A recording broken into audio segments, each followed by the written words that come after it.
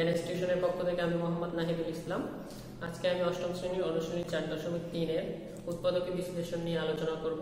এর আগের লেকচারে আমি অনুশীলনী 4.3 এর উৎপাদকী বিশ্লেষণের 3টি নিয়ম নিয়ে আলোচনা করেছি। যারা যারা দেখেননি ডেসক্রিপশন বক্সে লিংক দেওয়া আছে, দেখে নেবেন, তাহলে পরবর্তী নিয়মগুলো বুঝতে সুবিধা হবে।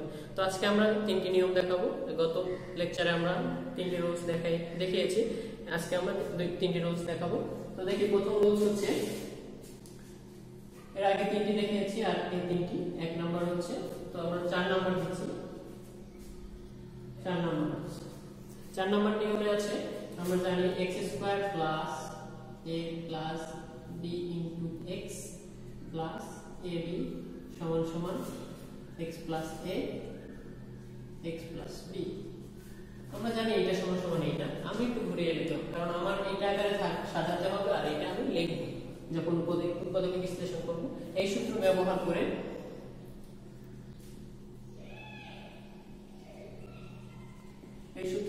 করে আমরা উৎপাদকী বিশ্লেষণ করব।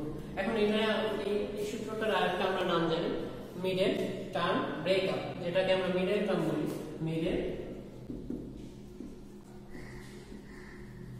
Term breakup, middle term breakup যেটাকে বলা হয়। এই নিয়মটাই হচ্ছে আমরা মিডল টার্ম হিসেবে জানি। এই সূত্রটা প্রয়োগ করে আমরা এটা লিখে দেই, সেটাই হচ্ছে মিডল টার্ম। তাহলে দেখো, এখন আমরা এটা করি একটা অঙ্ক। তাহলে আমাদের আছে, দেখো, মিডল টার্ম ব্রেকআপ করার জন্য আমাদের x² + 7x + 10 আছে। তাহলে আমাদের যা করতে হবে, মিডল টার্ম মানে মাঝখানে রাশিটাকে বা পদটাকে নিয়ে মধ্যপদ বিশ্লেষণ, মানে মধ্যপদটাকে আমরা বিশ্লেষণ করব, সেটা হচ্ছে মিডল টার্ম ব্রেকআপ। তাহলে মধ্যপদকে ভেঙে আমরা দুইটা রাশিতে পরিণত করব, যাতে কি আমরা এটাকে দুইটা ভাগে ভাগ করে কমন নিতে পারি। তাহলে সেটা করার জন্য আমাদের অবশ্যই মনে রাখতে হবে আমাদের সর্বশেষ পদ, যেটা x বর্জিত পদ বা xy বর্জিত পদ যেটা থাকে, বা ধ্রুব পদ বলা হয় এটাকে, ধ্রুব পদ যেটা থাকে আর বা সর্বশেষ পদ যেটা থাকে, ওইটাকে আমরা লসাগু করে করতে পারি। তো আমরা 10 আমাদের আছে, দেখো 10 কে লসাগু করলে 2 আর 5 আসে। এখন এই যে গুণনীয়ক গুলো বা লসাগুগুলো আমরা পাবো, সেটাকে আমরা দুইটা দলে ভাগ করব, দুইটা টিমে ভাগ করব, যাতে আমরা যোগ বিয়োগ করলে মাঝখানেরটা আমরা পাই, মাঝখানের রাশিটা আমরা যোগ বিয়োগ করলে পাই। দেখো, এখন আমরা দুইটি দল পেয়েছি, একটা হচ্ছে 2 আর একটা হচ্ছে 5। এখন 5 আর 2 কে যদি আমরা দুইটি দলে ভাগ করি, কি করলে আমাদের 7 আসবে, যোগ করলে 7 আসবে, বিয়োগ করলে 3 আসবে। তাহলে আমাদের যোগ করতে হবে আর চিহ্ন দেখতে হবে, সবসময় চিহ্ন বড়টার চিহ্ন দিতে হবে, বড়টা আগে লিখতে হবে। এই জায়গায় তুমি লসাগু যেটা পাবো, বড়টা আগে লিখবা, আর বড়টার চিহ্ন থাকবে সবসময় এই জায়গায় মিডলে যে রাশিটা থাকবে তার চিহ্ন অনুসারে। তাহলে প্রথমে আমাদের 5 দিতে হবে। দেখো, x² যেটা আছে, x² প্লাস, এখন এই জায়গায় আমরা 10 কে লসাগু করে 5 পেয়েছি, বড় রাশি তাহলে 5, এটার সাথে যে চলক আছে সেটা দিব x। তারপরে দেখতে হবে আমরা যোগ করব না বিয়োগ করব। 7 হতে গেলে পরবর্তী রাশি যোগ করতে হবে না বিয়োগ করতে হবে, পরবর্তী রাশি আমাদের যোগ করতে হবে, তাহলে 5 আর 2 7 হয়। তাহলে 5 + 10 মানে 2, 5 + 2 7x। তাহলে প্লাস যেটা আছে সর্বশেষ পদ সেটা আমরা লিখব। তাহলে দেখো, আমরা মিডলটাকে, যে মিডল রাশিটাকে আমরা দুইটি ভাগে ভাগ করেছি, তাহলে এটাকে বলা হয় মিডল টার্ম ব্রেকআপ বা মধ্যপদ বিশ্লেষণ। মধ্যপদ দিয়ে আমরা বিশ্লেষণ করে দুইটি রাশিতে ভাগ করেছি। এখন দেখো, আমরা এই দুইটি রাশিকে, দেখো এই জায়গা থেকে আমরা x কমন নিতে পারি, যা যা কমন যায় সেটা কমন যাবে, সেটা আমরা কমন নিব। তাহলে দেখো, এই জায়গা থেকে দুইজনের থেকে x কমন যায় শুধু, তাহলে এই জায়গা থেকে x প্লাস এই জায়গায় 5x চলে যায়, তাহলে 5 থাকে প্লাস আমরা এই দেখো 2x আর 10 থেকে আমরা কি কমন যায়, সাধারণ পদ আছে কি, সাধারণ গুণনীয়ক বা কিছু একটা কমন যায়, সেটা হচ্ছে 2। তাহলে 2 কমন নিলে থাকবে কি x + 5। আর সব সময় মনে রাখতে হবে, এখানে যেটা হবে সেটা এখানে সেম হতে হবে, নইলে তোমার ওকে সাজানোতে ভুল রয়েছে, সেটা তোমাদের অবশ্যই দেখে করতে হবে। তাহলে দেখো, মিডল টার্ম ব্রেকআপের নিয়মটা কি, তাহলে আমরা এই জায়গা থেকে আমরা নরমাল নিয়ম x + 5 * x + 2 আকারে লিখে দিলাম। দেখো, x + a x + b আকারে হয়ে গেল। এই সূত্র আকারে প্রকাশটাকে আমরা বলি মিডল টার্ম ব্রেকআপ। তাহলে আমরা মিডল টার্ম ব্রেকআপ এইভাবে করব যে যেটাই থাকুক, আর যদি আমাদের সামনে যদি কোনো সংখ্যা থাকে 2 থাকে, তাহলে সেই 2টাকে আমরা এটার সাথে গুণ করে তারপরে মিডল টার্ম ব্রেকআপ করব। তাহলে আমরা দেখি, চলো একটা হ্যাঁ, মিডল টার্মে যদি আরেকটা নিয়ম থাকতে পারে, ওইটা আমি যেটা দেখিয়েছি, এখন আরেকটা থাকতে পারে, সেটা হচ্ছে x² পদের আগে, দিকের পদের আগে যদি সহগ থাকে তখন কিভাবে করব সেটা দেখব, আমি দেখাচ্ছি। তাহলে দেখো 3x² + 10 + x - 10, তাহলে এটাকে আমরা কিভাবে করব? সেম ভাবে আমরা কি মধ্যপদ বিশ্লেষণ করব। মধ্যপদ বিশ্লেষণ করলে 3x² যেটা আছে সেটা আমরা লিখে দিব। তাহলে মধ্যপদ, এই যে 3x² এর পূর্বে যে 3 টা আছে সহগটা, এই সহগটা এই ধ্রুবপদ মানে সর্বশেষ পদের সাথে গুণ হবে। তাহলে 3 × 10 30, তাহলে 30 আসে 30। এখন এই 30 কে আমাদের লসাগু করে দুইটা দলে ভাগ করে, দুইটা টিমে ভাগ করে তারপরে মাঝখানেরটা বানাতে হবে। তাহলে দেখো দুইটা টিমে ভাগ করি, আমরা 2 দিয়ে দিলে 15, 3 দিয়ে দিলে 5। এখন দুইটা দলে ভাগ করব আমরা। দেখো 3 × 5 = 15, 15 × 2 = 30। এখন দেখো 15 আর হচ্ছে আমরা যদি 2 করি, তাহলে 15 × 2 = 30, তাহলে 30 হলে কিন্তু 15 থেকে 2 বাদ দিলে 1 আসে না, বা 2 যোগ করলেও 1 আসবে না। তাহলে আমাদের অন্য টিম বানাতে হবে, এই টিমে হবে না। তাহলে অন্য আরেকটা টিম দেখি, সেটা হচ্ছে কি আমরা এই দুইটা দিলাম আর এটাকে আলাদা রাখলাম। তাহলে 3 × 2 = 6, 3 × 2 = 6, আর হচ্ছে 5। দেখো 5 × 6 = 30, তাহলে 30 আসে। 5 × 6 গুণ করলে 30 আসে। তাহলে এই দুইটা দলকে আমরা যোগ বিয়োগ করলে কি পাবো? এটা দেখো যোগ করলে আসে 11x, হবে না। তাহলে বিয়োগ করলে কিন্তু আমরা 6 থেকে 5 বিয়োগ করলে আমরা হচ্ছে x পাই। তাহলে এই নিয়মটাই করতে হবে, সবসময় বড়টা আগে লিখতে হবে। বড়টার চিহ্ন হবে এই জায়গায় যে চিহ্নটা আছে, তাহলে +6, এই জায়গায় যেটা আছে চলো সেটা বসাবো, x মাইনাস করতে হবে কারণ আমাদের বিয়োগ করলে x পাওয়া যাবে। তাহলে 5x মাইনাস করতে হবে -10 যা আছে সেটা। তাহলে দেখো এখন আমরা কমন নেব। এখন এই জায়গায় কমন যায় কি, দেখো 3 ও কমন যায় কারণ দুজনেরই কি গুণনীয়ক বা উৎপাদক আছে 3, তাহলে 3 কমন যাচ্ছে, x ও কমন যাচ্ছে। তাহলে আমরা নিব হচ্ছে 3x কমন, তাহলে থেকে x + 2 মাইনাস এই জায়গায় যে চিহ্ন থাকবে সেই চিহ্ন বসাবো। তাহলে মাইনাস এর জায়গায় কি কমন যায়? 5 কমন যায়। দেখো দুজনের 5 কমন নিলে থাকে x মাইনাস এ মাইনাসে +2, তাহলে 5 কমন নিলে আমাদের থাকে x, আর এই জায়গায় মাইনাসে মাইনাসে প্লাস, সবসময় চিহ্ন পরিবর্তন হবে, ব্র্যাকেট দিলে ব্র্যাকেটের ভিতরে চিহ্ন পরিবর্তন করতে হবে। তাহলে 5 10 এর ভিতরে 2 করতে হবে। 5 দিয়ে যদি আমরা 10 কে ভাগ করি তাহলে আসে 2, সেই 2 আমরা এখানে বসিয়েছি। দেখো এখন আমরা কি এদিক থেকে কমন যায় হচ্ছে x + 2, তাহলে এই দুজনটা হচ্ছে কমন। তাহলে এই কমনটার জন্য আমরা কি x + 2 কমন নিলাম, থাকে কি 3x, এখানে থাকে 3x আর এখানে থাকে -5। তাহলে এটা দেখো x + a R x + b, এটা হচ্ছে কি মিডল টার্ম করার নিয়ম। যদি এই জায়গায় আমাদের কি সহগ থাকে তখন এভাবে করব, সেটাকে বলা হচ্ছে মিডল টার্ম ব্রেকআপ মানে মধ্যপদ বিশ্লেষণ। তাহলে আমরা পরবর্তীটা দেখি, আমাদের 5 নম্বর রুলস দেখি, উৎপাদক বিশ্লেষণের 5 নম্বর রুলস নাম্বার 5। তাহলে 5 নম্বর রুলস কি বলেছে? দেখো একটি রাশিকে ঘন আকারে প্রকাশ করে, তখন আমরা করেছিলাম বর্গ আকারে। এর আগের লেকচারে আমরা যে উৎপাদক বিশ্লেষণ নিয়ে আলোচনা করেছি সেখানে আমি বলেছিলাম যে হচ্ছে উৎপাদক বিশ্লেষণ একটি রাশিকে বর্গ আকারে প্রকাশ করে। এখন করব আমরা একটি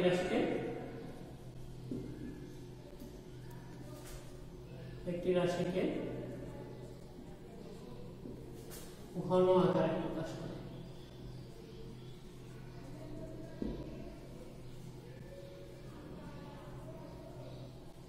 করে। আমরা ঘন আকারে প্রকাশ করে আমরা উৎপাদক বিশ্লেষণ করব। দেখো এখন ঘন আকারে প্রকাশ করতে হলে কিভাবে করব?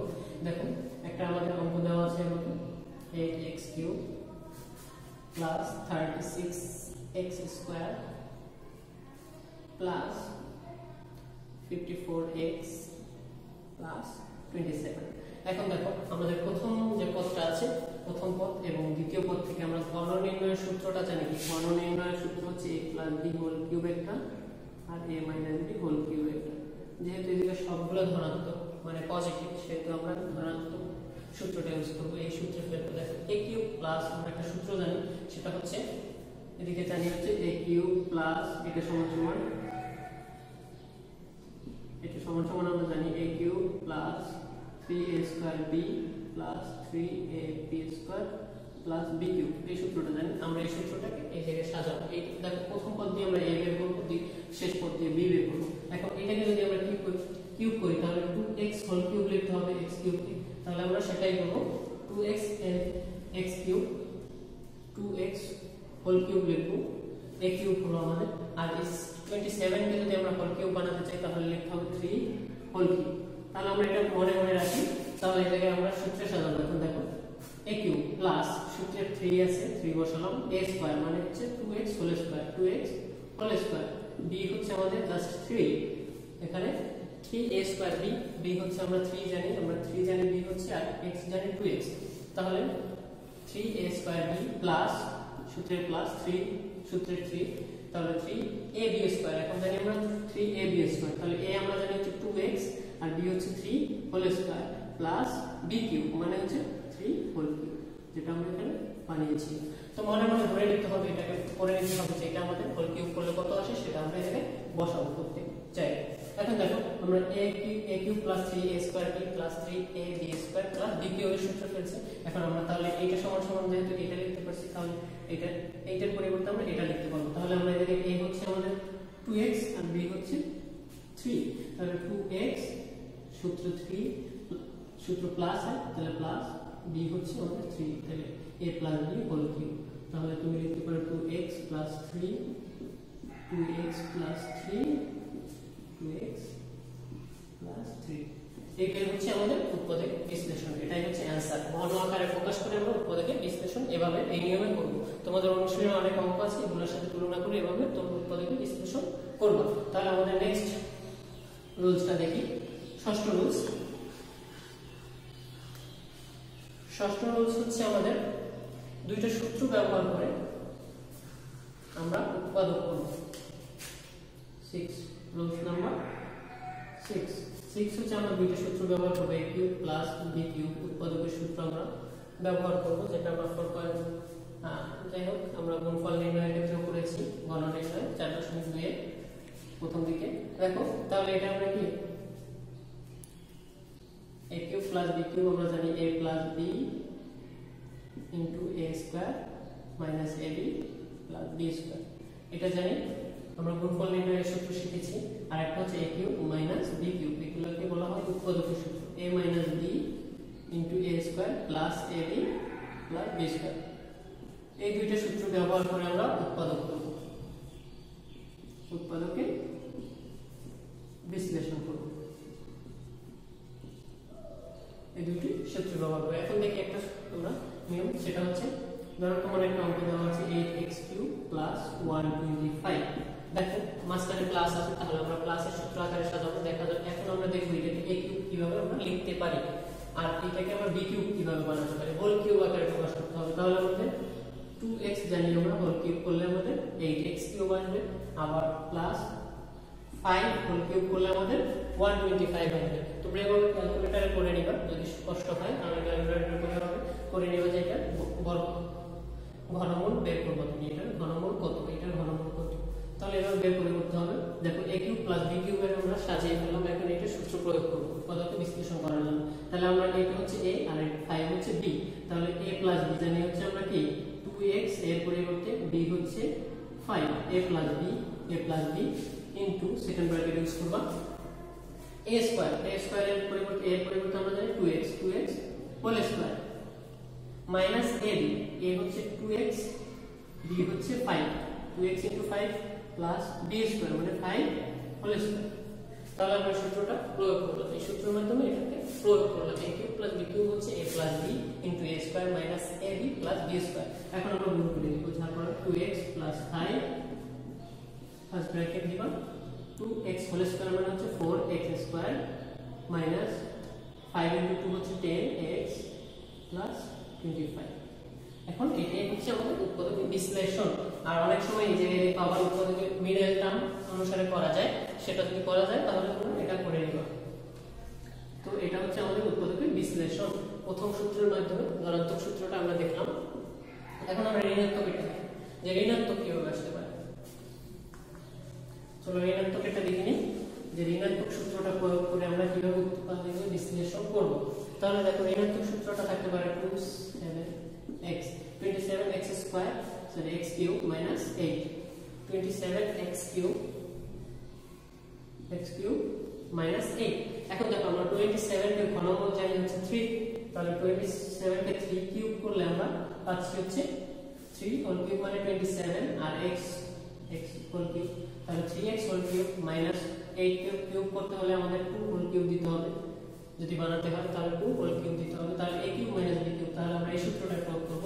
তাহলে সূত্রটা হচ্ছে a minus b into a square plus ab plus b square. তাহলে দেখো এই জায়গায় এটা হচ্ছে a আর 2 হচ্ছে b, তাহলে a মাইনাস b মানে a হচ্ছে 3x মাইনাস b হচ্ছে 2, সেকেন্ড ব্র্যাকেট a স্কয়ার হচ্ছে আমরা 3x জানি হোল স্কয়ার প্লাস ab হচ্ছে 3xa আর b হচ্ছে 2 প্লাস b স্কয়ার মানে 2 হোল স্কয়ার।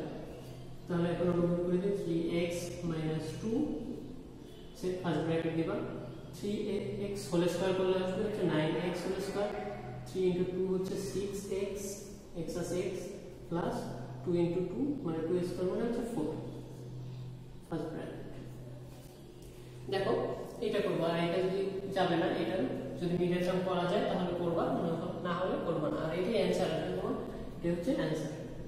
তাহলে দুইটা সূত্র আমি দেখিয়ে দিলাম। কোনো প্রশ্ন থাকলে তোমরা অবশ্যই কমেন্ট বক্সে জানিয়ে দিবা যে আমার এই সমস্যা আছে, আমি সলভ করে দিব। আর নেক্সট ভিডিওতে আমরা পরবর্তী অধ্যায় নিয়ে আলোচনা করব। এই অধ্যায়ে যদি তোমাদের কোনো সমস্যা থাকে কমেন্ট বক্সে অবশ্যই লিখে দিবা। আর ভালো থেকো, সুস্থ থেকো, আল্লাহ হাফেজ।